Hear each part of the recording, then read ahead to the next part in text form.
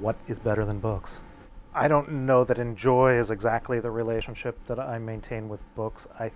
Honestly think that they are the most potent, charged of all cultural artifacts, of all artifacts of the human race, and that everything meaningful to the people is in books.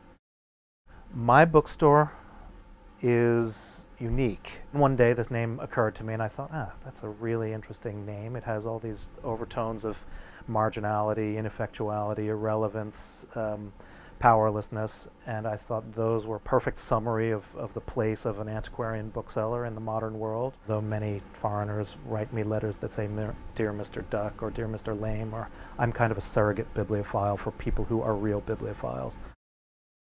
There's a book that I pursued very actively for many years.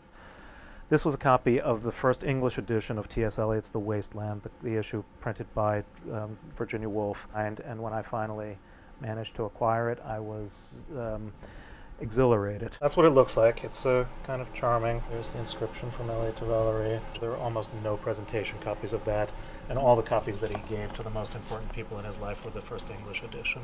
It was $115,000.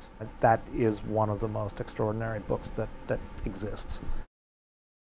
I'm hemorrhaging money out of the gallery part of my operation at the moment.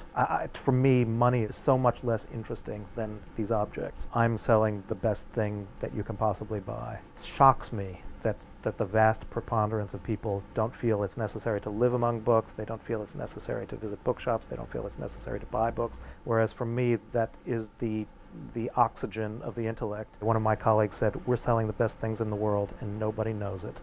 And sadly, that's a conclusion I've got to endorse.